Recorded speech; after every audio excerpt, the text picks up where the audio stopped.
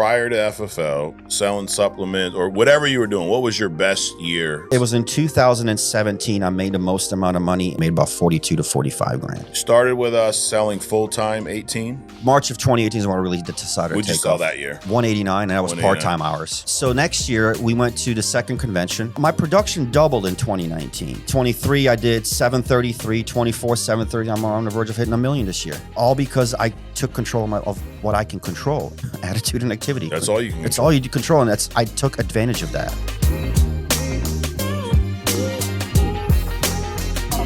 All right, welcome to True Talk. Got a special guest with me today, my man Dean Pavlic, Yes, which sir. I learned the proper way to say this. You learned it from a few years ago. I learned it from a few years ago. I'm still upset at you for allowing me to mispronounce your name for years, but you know what? I think I'm getting over it. It's okay. It's all good, man. You're not the first one. I'm sure. And actually, when people come to me and say, "Oh, that's your last name," that's how you say. I was like, "Yeah." How'd you know? He's like, "Oh yeah, I learned it." Yeah, I learned it from Mike watching True Talk. Right, that. Yeah, that's how. I think it was who told it? It was Amela. Amela Yep, told me. She brought it up and you fixed it. I love it. Yeah. Great. So now you will forever be known as Dean Pavlic here. So don't screw it up. I'll take it. So I appreciate you coming up, dude. No, man. Thank you guys for having me. This Absolutely. is great. This is my sixth time here. I don't even know anymore. I lost count, but I love coming up here, man. It's great to see you guys. What I'm excited about talk with you about, Dean, is your annuity production, because we talk a lot about life. Life is a big deal, obviously. It's how we founded the company. It's always been our bread and butter. But annuities is a great way to pick up some additional income, which you've done a lot of over the past few years, almost to where you've switched to, now you're selling more annuities than you are life volume, in, I guess, contrast to your first few years. So we're going to get into that. But I wanted to, for anyone who doesn't know Dean, give me a little bit about your background, Dean. You're not from here, right? No. Where are you from originally? I was born in Bosnia. Bosnia? Yep. And spent 6 years there. Grew up in Germany for 6 years. Okay. Been here for almost 28 years now. So 6 years Bosnia, migrated to Germany. Why? War going on? War zone. Back in there from 1992 to 95. Okay. We left just as this, started escalating, and we decided to pack our bags and then move out. And Germany was our next destination.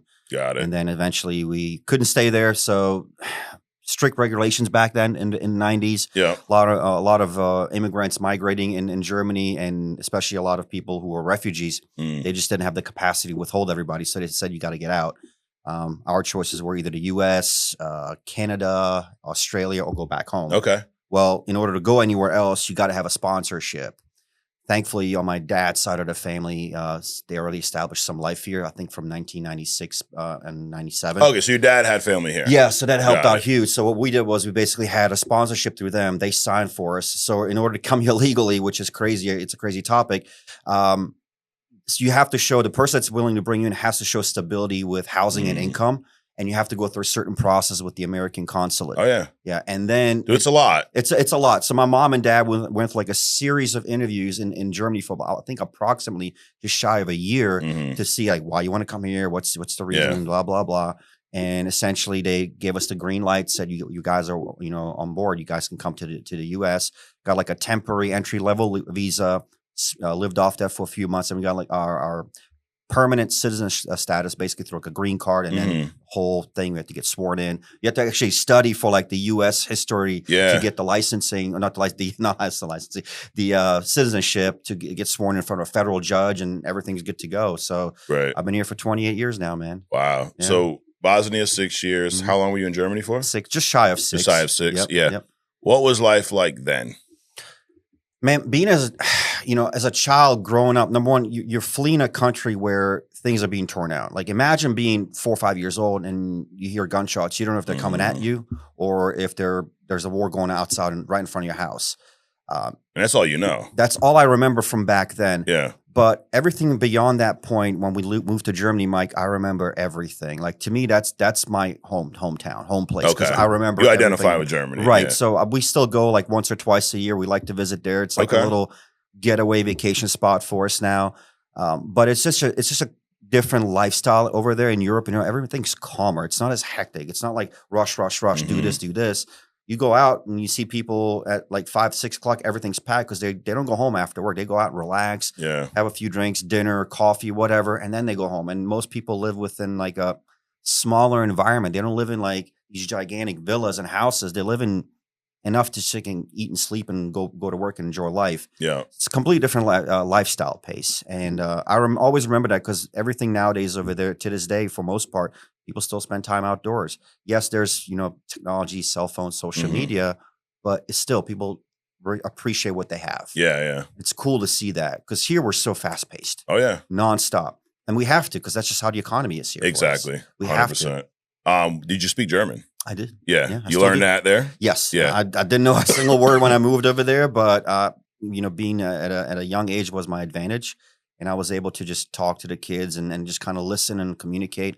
Lots of reading, writing, and that helped me learn the language. Got it. And ironically, that was the same theory when I moved to the US. I didn't know what, any English words, maybe a few, but essentially I picked it up through, believe it or not, closed caption on TV. Dude, I remember that because you say we've been on a few. And that was, I think, one of the things that stuck out to me about your story is you learned English by watching TV with captions. It's crazy because you can hear the words, you see them, and eventually you pick up on what they mean, what they mean. And also, same time, like I was enrolled in a couple of English as a second language courses, which helped me, understand a few things.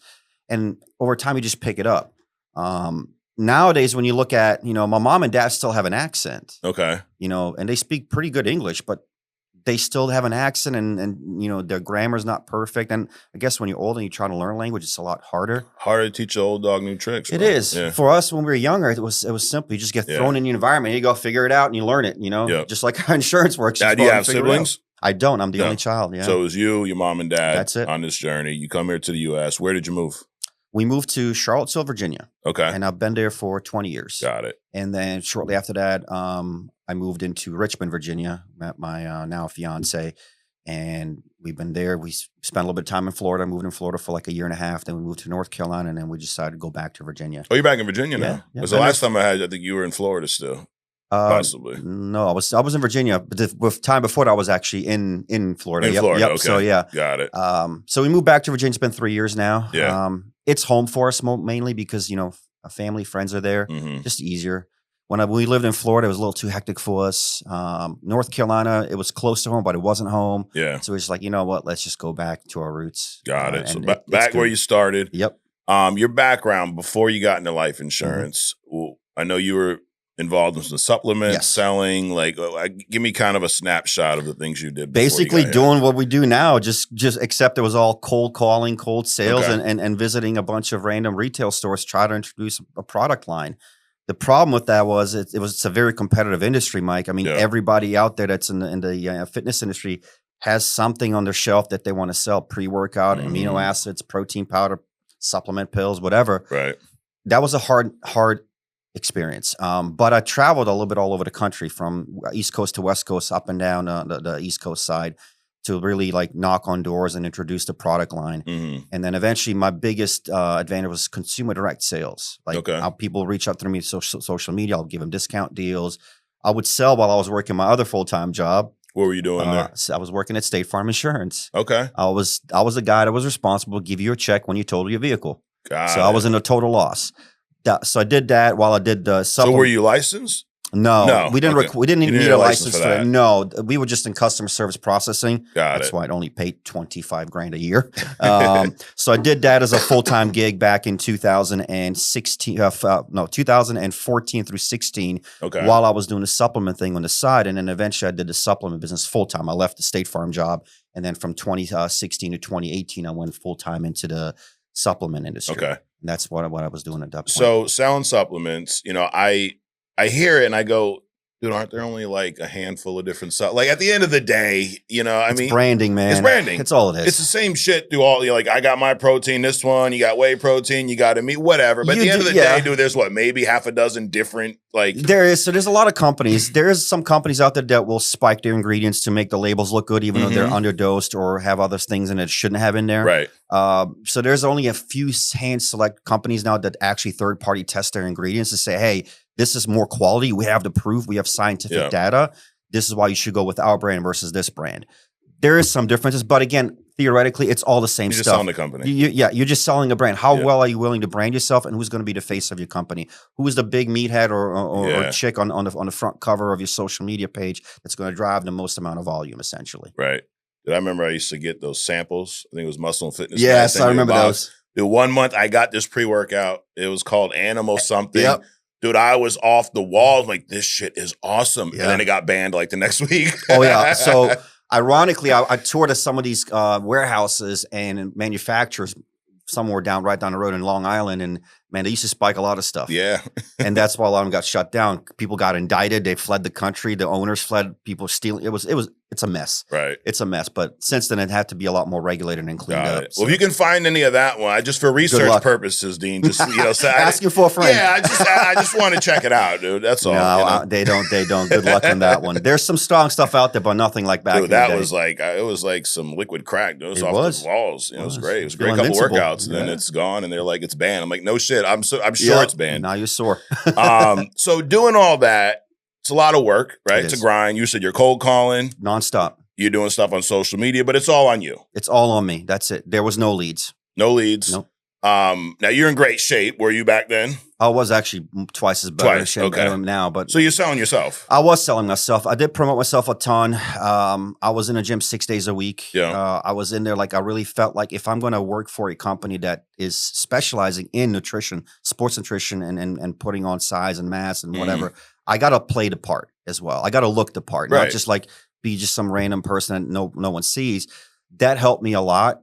It helped me, bring more views to the brand, but also brought more views to me. And that's how I met a lot of people and networked a ton when it came to that business. And ironically, a lot of those network people carried over into insurance now. Really? Because a lot of those folks that I met became my first insurance clients my very first year through Warren Market. Yeah. So I already had the lead list that I've already created over the years in that relationship. So that was really like a blessing in disguise. Yeah.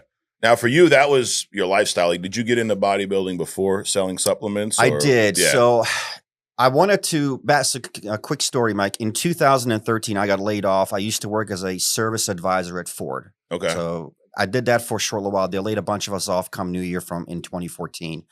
And from January 2014 till April, I had no job. I actually I worked a few days out of the week to bartend again, just to make some extra cash. I actually filed for Chapter 7 bankruptcy at the time. Okay. And during that time frame, I have a friend of mine who was into bodybuilding. We became really good friends. And he said, hey, man, you should do this show. It's in August later this year. I'll prep you. I'll coach you. You don't have to pay me. We'll figure it out. He goes, you need it. And I was like, well, I already lost everything. What else can I lose? Yep. So that kind of forced me into like a whole different mindset of like, okay, I need to do something for me. And before I did anything. So you weren't doing shows yet at that point? Nothing. Okay. I was just like your average gym bro. Going to the gym. Yeah. Putting just on lifting. some mat. Yeah. Nothing crazy.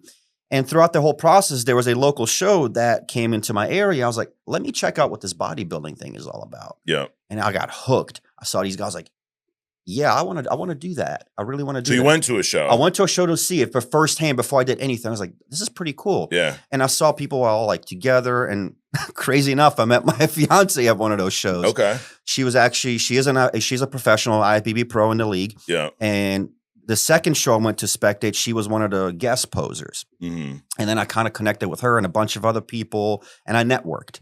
And then I did my show. I placed fourth out of like 6 or 7 in my class. Yeah. Amateur show, whatever. I lost like 48 pounds in 16 weeks of prep, which was hard. It was mentally hard because you have to diet and all. Dude, it's crazy because I've never competed. Obviously, it's a lot. I think it's pretty obvious, but I've researched and read a lot. And what's crazy is, and you can speak to this more, people don't realize that when you're on that stage for that show, you're at the unhealthiest point that you could possibly be at, from being dehydrated and all that shit. Everything. Think about it this way. At the very last week, you have to prep to look your sharpest. That means you're depleting water. You can't have certain things. Your food gets cut even more. And then the day of the show, you slowly do like a small feeding stage, a little bit of carbs, just a tad bit of water. Because if you put too much water, you start looking fluffy and watery, and your definition starts to fade away. That was hard because you're starving the whole time. Oh, I bet. Your sugar cravings are through the roof, everything. So it's more of a mental challenge than it is anything to do with physical attributes. And you spent all this time preparing where you're shoveling food down your man. And now it's bad, like, dude, right? Eat nothing, have no water, and go up there and post. That was the hardest part for me. I'm a foodie, man. I love to eat. Yeah. You put a cake in front of me, I will eat it. I'm not going to say no. But also during the time of my prep, like we went to, I would hang out with my buddies. We'll go, catch a movie or something. Dude, they're like, let's go get something to eat. I'm like, nah, I got my cold cod and broccoli sitting in the car. I have to eat that. So I was very dedicated for that 16-week time frame. And it really, I think that has helped me transition into this business because of the mental preparedness of it. Because everything is mental in that side of the world. Here, everything's mental. Would you say that the mental prep you did in bodybuilding and these competitions helped you more here than the sales experience you had? 1,000%. Yeah. 1,000%. Because put it this way, consistency is key. Persistency is even bigger. Mm-hmm. So when you're persistent at something, you will have success. Same thing when it came to the whole bodybuilding, changing physique. That's persistent because every week you'll see changes in your body. Be like, I got to keep moving. Because the first few, like 4 to 5 weeks, maybe 6, you won't see much change. You may see a few numbers change on the scale. Right. But then when your metabolism starts revving up, same thing here. You may not see results the first few weeks hitting the phone, but when you stay consistent, that result, it just compounds. And that's what I loved about it. That prepared me more. So I was not afraid of going backwards. I was not afraid of that failing point. I was just motivated to move forward. And that's what helped me transition into this business because I had that work ethic on that side of my life. I was able to utilize it here as well. Right. It's a great point. I mean, to anything you're doing, whether it's trying to get in better shape, whether you're trying to, trying to learn how to paint or something. Your first few paintings are going to be shit, most likely. No doubt. And then you're going to work and then finally you're going to hit your stride in like months later, but you got to stay consistent. 1,000%. Whatever you're doing, trying to play the piano, everything. It takes consistency in general. Which is why when you talk about our business, it's a phenomenal business. It doesn't take any skill set to be successful here, but it is not for everybody because most people will not go through those. The times where you're in the gym, 3 weeks straight and you're not seeing any progress, they quit. Yeah. But you're going, you know what? I know that it's going to happen 2 weeks from now. Right. I just got 2 more weeks and then it's going to start. Then all of a sudden you start looking in the mirror like, oh shit, I look different than I did. But the first 3 weeks you see nothing. Nothing. And it's the same thing here sometimes. It is. It is. So how did you find FFL? So my upline at the time worked with FFL. Okay. Your upline from the supplement? No. From he worked here at FFL. Okay. And his spouse was our sponsored athlete in the company. Oh, okay. Yeah. Gotcha. So we basically got introduced because I met him at the shows and stuff. And eventually I got a text message from him one day saying he just sent a leaderboard number, like screenshot me like $10,000 in a week. I'm like, okay, what is this? With no contact? Like nothing. Just simply that. And then the follow-up message was, do I have your interest now? I'm like, I'm even confused what we're talking about. So we met up, we spoke, and he showed me the old CRM system, Mike. Oh, God. The blue and white. Yep. The plain Jane CRM system. For most of you that don't know, you don't want to see it. You don't want to see it. And he pulls up a mortgage protection lead. Mm-hmm. And he says, I purchased these. These are leads. So he says, contrary to what you do, instead of you calling random people actually request this. I was like, okay. And all I'm doing is letting you know this is exactly what I say. I'm calling you back about your property. You fill a request off for mortgage protection. I'll be in your area tomorrow. What time is best for you, morning, afternoon, or evening? Yeah. I was like, that's it? He goes, yeah. And in return, if I sell it, this is how much I can make depending on the size of the policy. I was like, okay. I was like, what I got to do? He goes, you got to get your life insurance license. I was like, cool. All right, well, I'll give it a shot. I didn't take it serious, Mike. I was like, whatever. Yeah. I dabbed at it the first time, failed it. Dabbed at it the second time, failed it. Third time, I was like, okay, I'll give it a shot. Failed it again. And at the point, I wanted to not even go through with it again. Yeah. And then I kept talking to him, and he did help me kind of get over the ledge and say, hey, just stick with it. You got this. Just focus a little bit more. You got it. So in Virginia, if you fail 3 times in a row, you got to wait 30 days before you can retake it again. Wow. So I had a whole month to prepare. Yeah. So 2 days before Christmas in 2017, I passed it by 1%. By 1%. I'm not the best studier. What do you need, a 70, right? A 70. I got 71. I got a 72, bro. You're That's good company. Perfect. And I literally wanted to text him. And as soon as I was trying to text, I was like so excited. My phone drops, shatters, and breaks, and all kinds of stuff happened.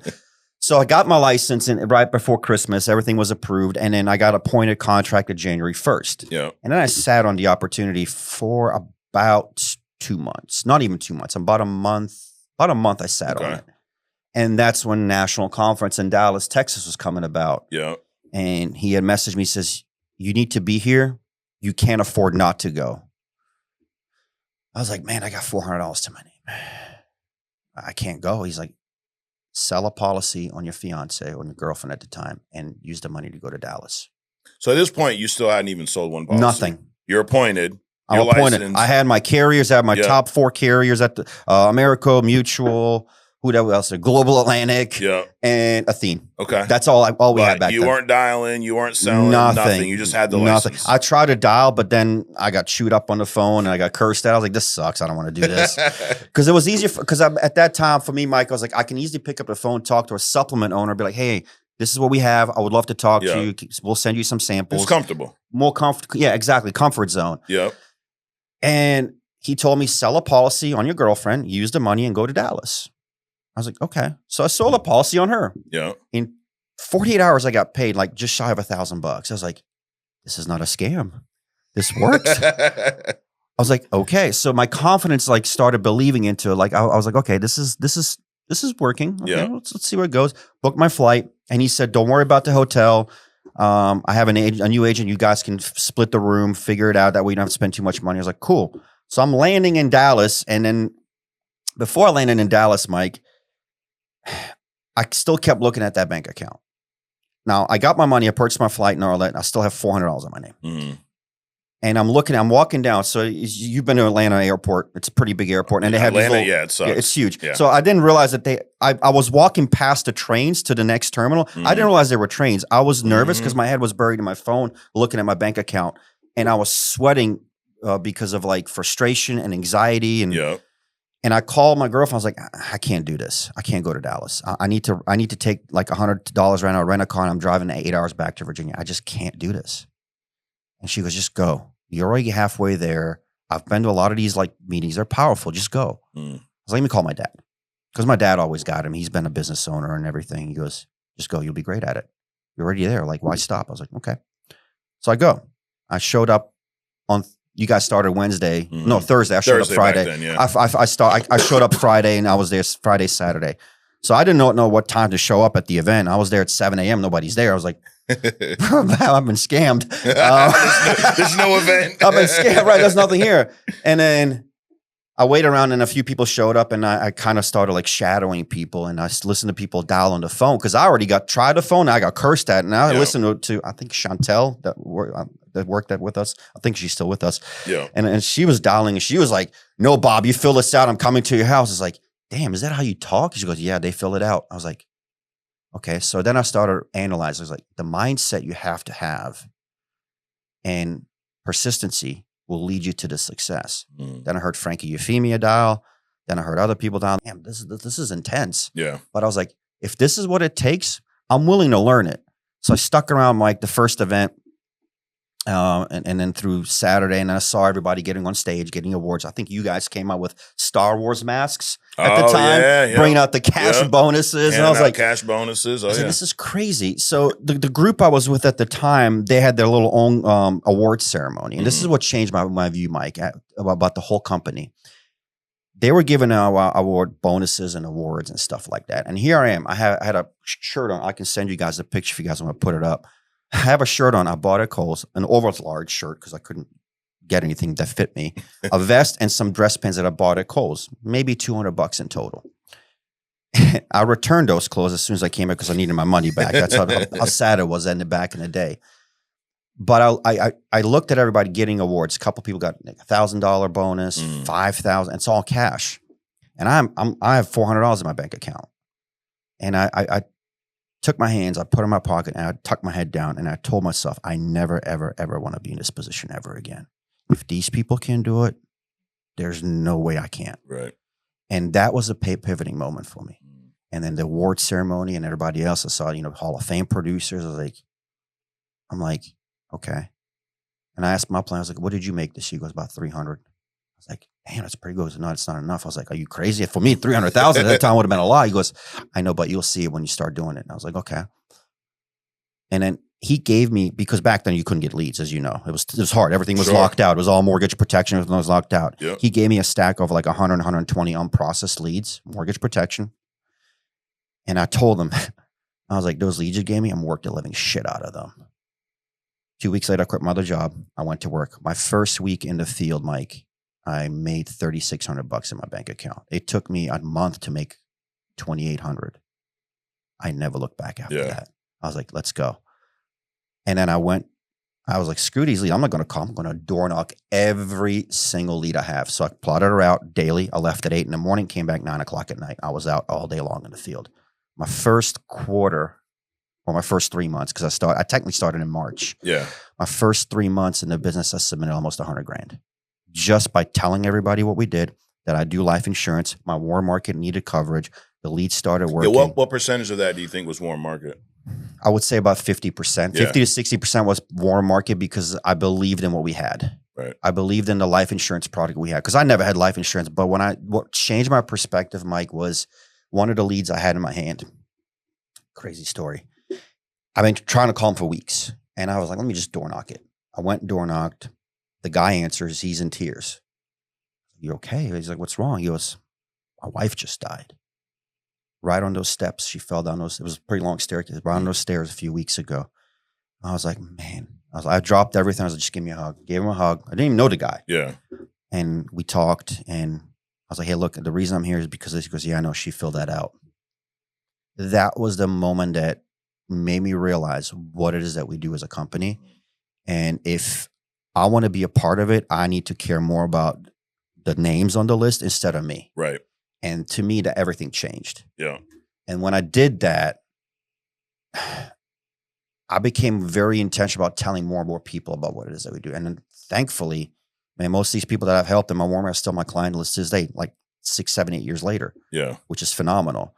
So that was the curveball that was thrown at me. I do not want to be a part of this because like this is a scam, to now believing what it is that we do at that point is really real. So prior to FFL, selling supplements or whatever you were doing, what was your best year income-wise? What's the most you made prior to getting insurance? It was in 2017. I made the most amount of money, but selling supplements between retail stores and direct consumer. I made about 42 to 45 grand. Okay. In a year. In a year. Year. What were you, like, bring me through your average week then. How much time were you out there, cold calling, whatever? Like every day. What did it take to make $45K? Okay. So every day I had to create a list of leads, which is basically doing researching Google Maps and finding out where the stores in different regions and everything, and try to get in touch with their owners. Okay. And then if I don't get in touch with their owners, I got to get a contact phone number, email, so I can email them. So half a day was resolving the phone, like getting on the phones, cold calling. Yeah. And then the other half was follow-ups and sending out brand new emails. And then second part of the week, like after my job, I wasn't done working. I was in 1099 contractor. My job was to like still generate sales for the company. So I would sell deals, direct consumer, social media, go to the gym, get a pump, promote myself. It was 24/7. There was no days off almost. Even on the days off where I'm considered off, I'm like, I'm going to go to the gym. I'm still marketing myself. Right. So you kind of went from back in the day going to the gym for you. Yes. Now you're like, I have to go for the brand. Yep. Not that you weren't going to go, but now it's like, I'm going for a whole nother reason. Exactly. So the whole reason was if I'm going to make money, I gotta do things that nobody wants to do. Because most people hire marketing teams and other things. Yeah. No, not me. Like I did everything. I created the ads. I created the marketing. Well, no offense, on 45 grand, you ain't hiring no marketing team or any of that shit. You got nothing. No. And I'm only made like 40% commission on one item. Yeah. Because they gave me a generous deal. At the time it was a lot. Because think about 40% was a lot. It was. So think about it. So to manufacture 60%. I'm wrong. Okay.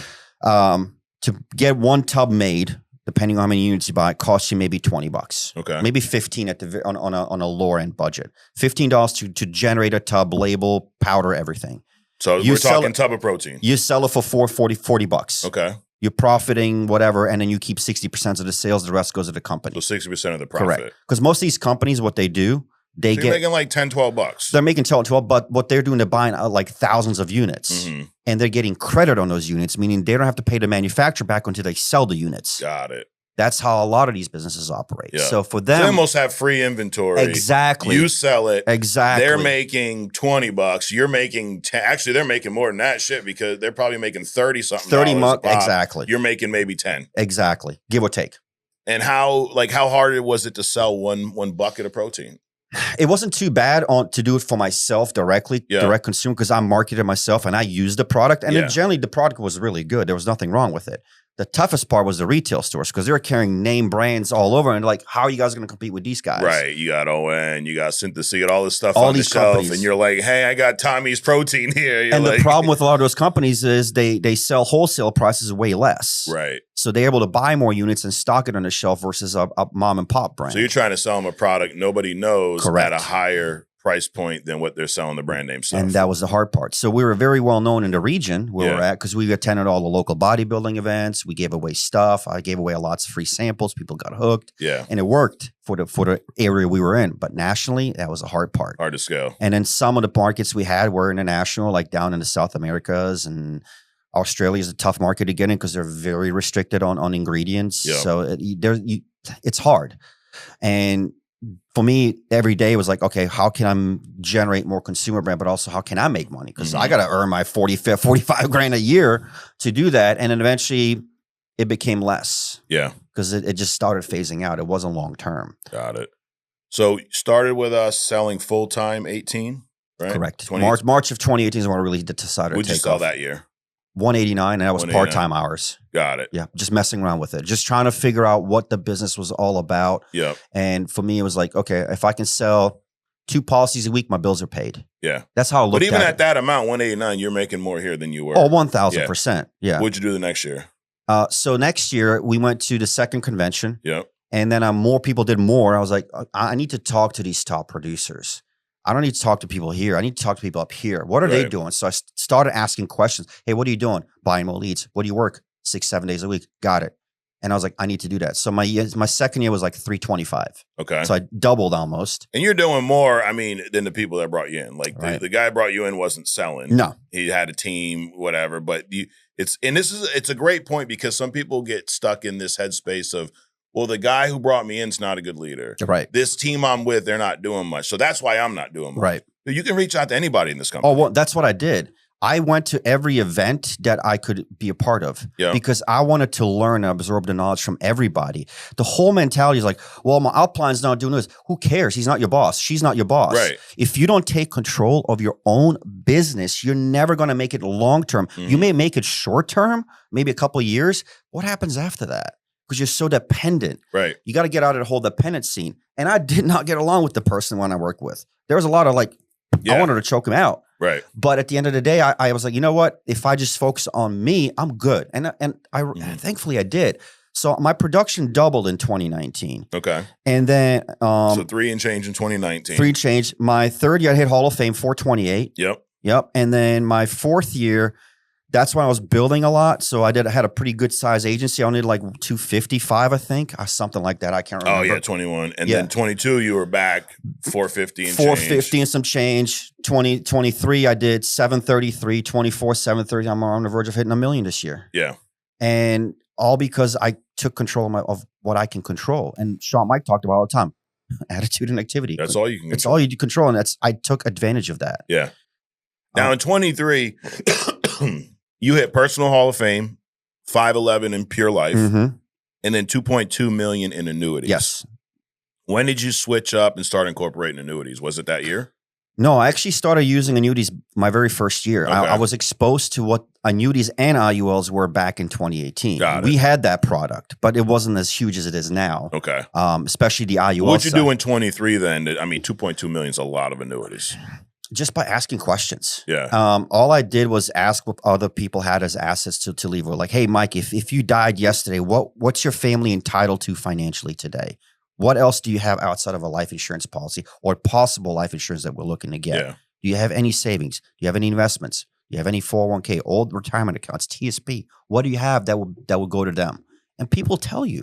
When you ask it directly like that, because you're not trying to like, hey, what's your 401k look like so I can take it over? You don't want to do that. Right, you want to ask what is in place. The biggest challenge, Mike, that everybody has today, and this is why a lot of people are not taking advantage of it, because it's a huge, huge opportunity, not being a full service financial protection agent. Not advisor, but financial protection. Protecting their house, protecting their final expenses, protecting the legacy, and also whatever they have. Yeah. It's kind of like the three-legged stool approach that Sean Mike talks about a business. Yep. If you don't protect one of them, once it's going to start collapsing. So you have to do that. And I got really, really good at asking more questions later throughout my career here, to the point where I was like, this makes sense. And what also helped me too, Mike, is seeing some of those returns that people are actually generating with the FIAs. Right. I just had a recent statement that came back. The guy made 42%. 42% and never lost a penny. Insane, dude. Ridiculous. Yeah. Like, where else can you do it without ever paying a fee and losing money? Nowhere. Right. So educating the consumer what it is that we can truly do, but also I scare the consumer a little bit on what risks are at factor. Probate is number one. Death on a transfer. If they don't have a death on deed for mortgage protection, potentially, the person can't keep the house. Right. It's a lot of complications. So understanding the concept of full financial protection will help me elevate in 23. Yeah. And now I think I was the only person that hit Hall of Fame in both ends, and no one's done it since then, I believe. I don't think so. Which is neither here and there, and then 24, I think I did $4.5 million. 4.5. I doubled. Yep. And I mean, this year, so it's crazy. 4.5 last year in annuities. Right? So far this year, you're at 7.9 as of week 4 in October. We're in November. You might even be above. I'm already at a little over 8 right now. Yeah. What do you think you're finished at? 10. 10 million. Yep. I already got stuff in the pipeline that's going to most likely get me to that point. And how much life are you selling this year? 100 grand. 100 grand. Literally, it's probably at 100 grand right now. I don't even know. Now, it's embarrassing to talk about my life, but I'm in a sense, I'm not ashamed of it, because most of those life appointments gave me those annuity deals. Yeah. Yeah. You're not running like, when people see this, the first question that comes to a lot of people's mind is a stupid question. Right. Well, what kind of annuity leads are you getting, Dean? None. It's all from your regular leads that you buy every single day. Your IUL leads, your mortgage protection leads, your final expense veteran, whatever. It's all how you approach it. That's all it is, Mike. Everybody doesn't have annuity money. Nope. You're going to get a lot of, no, I got nothing. No, I'm all set. I'm all set. Or you'd be surprised. Like, I've found people with a lot of money. They don't want to move it. They don't want to move it. It's okay. So you're going to move on. Is it safe to say, if you start asking these annuity questions and you do it the right way, you're going to get more no's, 100%. But you're going to find more annuity money. 1,000%. And that's the answer as to why most people don't sell annuities. Yes. It's like I said, being a full financial protection agent is where it matters. Yep. And it's all about how to ask the right questions to make sure that they're understanding what it is that you're doing is not just like, yeah, we're going to get you this little final expense policy. What if that final expense client has a mortgage to protect? What else do they have? Yeah. Like, and you can turn any, and Mike, you may or may not agree with me. I personally think a mortgage protection lead is hands down the best lead you can get your hands on if you can find them. But you can turn any lead that you work into a true financial mortgage protection lead. Sure. Because 90% of people that we talk to have a mortgage. Right. I very rarely have a client that says, I'm paying rent. No, they all have a mortgage. They have a house because they're household families. So asking about their mortgage next will uncover and really open up. I got a mortgage. What else do you have to protect a mortgage? Maybe you have a policy. Oh, what else do you have financially? Now you have 3 avenues to protect, not just one anymore. Yeah. Because you ask more questions. It's all about asking the right questions. Yeah. And that's what helped me elevate over the years because of that. I learned that. I was like, what else can I ask? How can I put myself in a position that I'm the client, you're the agent, and say, okay, well, if I die tomorrow, I have nothing. I don't have any money. I don't have enough. Like, that's like 80% of our clients. Absolutely. But they have a mortgage. Most of them have a mortgage. We need to protect that. And that helps the agent get a secure, better policy, higher AP. But now you have a client that's going to be with you, and that's not just going to cancel because you did something more directly with them. Right. Yeah. Don't think short-sighted that just because this is why they filled out the form for final expense, for mortgage, for whatever the case, that's the only thing that you can do to help them. We have, I mean, the beauty about being an independent contractor, independent life insurance agent is you have access to a multitude of products. And most people don't realize it. Right. They just don't realize it. What we have is I don't even want to call it a golden ticket, or a platinum ticket at that point, because what we do really can help someone in a long-term run in the entire financial picture. Absolutely. So prior to FFL, selling supplements, top year, $45K. Yep. Right. That's gross, or that's net. Mm-hmm. Did you have expenses? I had gym membership, membership. Yeah. I had my inventory supplements that I use for myself. I could write that off. But all said and done, mileage, gas, a little bit of food, but that's it. Got it. Not much. Since you've been with us, I'm going to assume, Dean, it's probably this year because you're at almost $8 million in annuities. Will this be your best year income-wise? It will. What are you going to finish at, gross and net? Can I tell you? You can tell me. I have a list. I can tell you where it's at right now. Yeah, absolutely. Okay. I'm very particular with what I track. I have an Excel spreadsheet that goes with me everywhere. It tracks all my deposits daily, tracks everything I have. Love it. So far in deposits, and this is, mind you, we're in week 2 in November, right? Yep. I've deposited $913,000. Okay. So far, and without being final with it, my expenses for the year are $338. Okay. So about $6. $575 is my net right now. So I'll be about $650. Yeah, we got a whole nother month and and a half. So you'll eclipse $1 million gross. Yep. First time in your life? Yes, first time ever. First time ever. And then your expenses, what do you think? 7 maybe? Probably about. You'll net about 650, close to 7. Yeah. And that's not a bad program. On my own pen.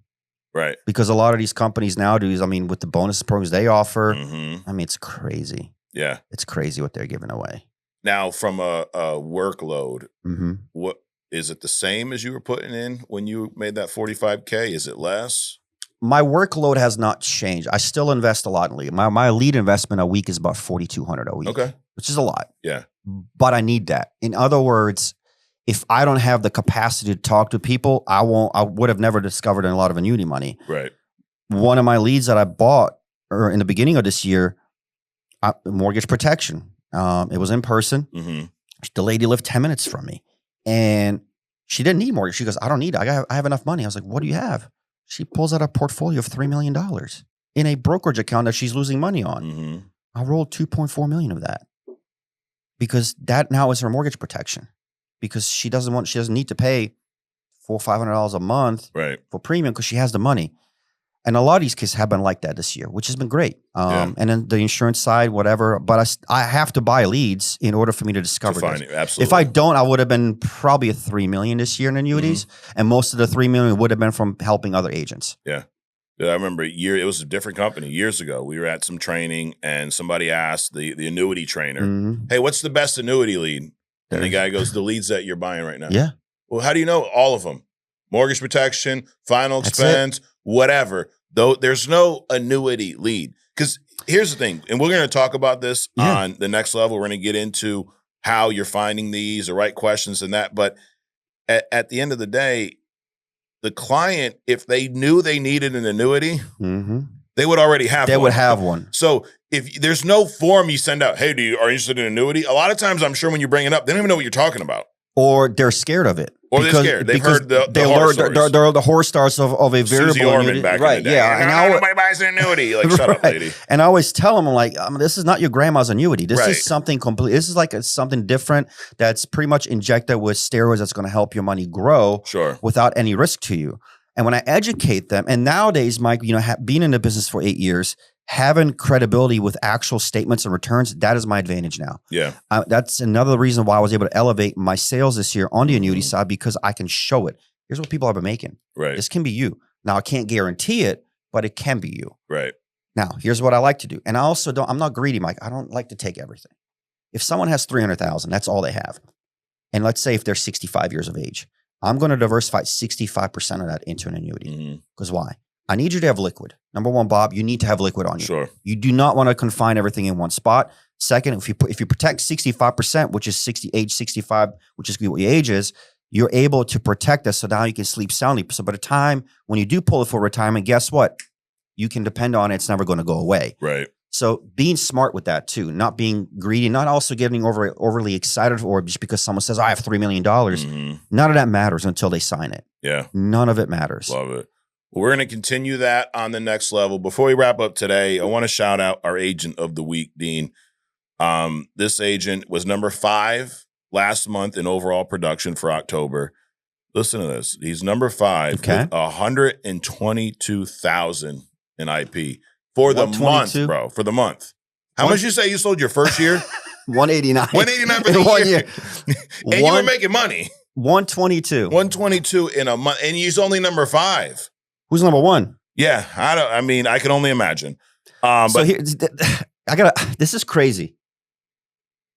In 2018, 10K a week was like a hard thing. Yes. 10K a week. Remember the shirt, 10K a week or die? Yep. We need those back. Yeah. Yes. But, now we need like 100K a month. 100K a month or die. That's it. That is beyond crazy to see how much our company has evolved. Absolutely. And it's not by default. Nope. Now, this is Amir Khattab. He is with the Playbook Agency. He's his agency's Nova Financial. We have a little testimonial here. He's got some pointers for new agents. So let's check this out. Love it. Hey guys, my name is Amir Khattab. I go by Amir Elite.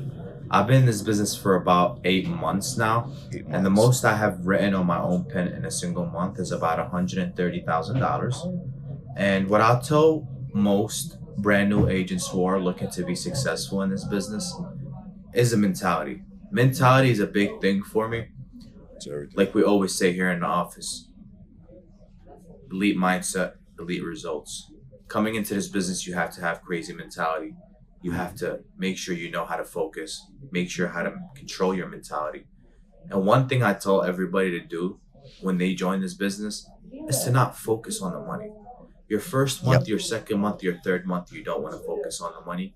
You want to focus on mastering the business, knowing how the business works, understanding how the business runs, and then you'll get the results down the line. Elite mindset, elite results. That is powerful. Elite mindset, elite results. I mean, it goes back to what we started talking about here with your journey. Yeah. What you learned from a mental strength stance through bodybuilding helped you out more here than any cold calling, any of those stuff you were doing. And it's 2 things. The first lesson Sean gave me in this business was something you said earlier, attitude, activity. That's it. Those are the only 2 things you have control over. Can't control your clients, can't control who brings you in the business. You can't control the carriers, the pride. Can't control who's going to get approved or not. I mean, you can make your best guess, but the 2 things you can control is how many times you're going to pick up that damn phone, call a client, and what your mindset, what your mentality, I love what he said, elite mentality, what that's going to be going into it. Dude, it's so powerful. First of all, congrats to Amir. Absolutely. I mean, this is amazing. I'm 122 in a month. He's 8 months in the business. 8 months in the business. He's even been here a year. Okay. So I love stories like this because, and it's what's also crazy, Mike, is a lot of these guys are doing, they're like in their early 20s. Oh, yeah. Like it's crazy to see that how much. I was at the Ignite event recently. I mean, 90% were 22, 20 some year We're old. senior citizens here now. Oh, dude, we're dinosaurs. What are you talking about? But it's so cool to see that evolution of it. And I follow this kid on. He's an FFL agent. I know you've probably seen him. His name is Giuliano Massarelli. Okay. He's on social media. He blew up his social media in like a week to like 80,000 followers. And all he does is record himself having fun. He gets hung up on, cursed at, and he still makes sales. And he's young. He's 18, 19, I believe. And he just talks about just got to get motivated, got to get your mind right. And it's so crazy to hear these young kids talk about that. We're preaching that at our age. Absolutely. They're talking about it at their early age. And imagine if we had now what they have at their age. I don't even want to start. Right. Like if we had the platform to do what we have now with the lead inventory systems, the processing systems, the comfortability to do it from anywhere in the world, basically, in 2018. Oh yeah, this company will be doing $200 million a month. It's only a matter of time before someone hits $2 million a year in personal production. Next year we'll be at $100 million a month. We just hit 60 and change in October. at some point in 2026, we'll do 100 million a month. Easily. Without a doubt. Easily. And it's because of people like that. No doubt. And you're right. It's a lot of young individuals coming in, no experience, right? But they got that piece down. They're not afraid to go to work. That's it. And if people follow that concept and just stay aggressive with it and work their hard-earned asses off, I mean, you can't lose. Absolutely. You just can't lose. Love it. Well, Dean, appreciate you coming up. Thank you, man. Congratulations Appreciate on kicking you. ass. Again, with the annuities, you'll be Absolutely. #1 again. I mean, there's no doubt no one's catching that this year. Yeah. Not even next year. I'm coming for it next year. Next year, we'll double too. it. Love it. Love it. And guys, if you haven't already subscribed to the channel, turn on that notification bell so you can find out when we drop these podcasts every single week. Go to fflconvention.com now to get registered. You heard what it did for Dean's business. Oh my God, please be there. It was a catalyst from him going from making $45K a year to making that in a couple weeks pretty much now. So congrats, guys. Thanks for watching. You know where to find us every week right here on True Talk. We'll see you next week. See you.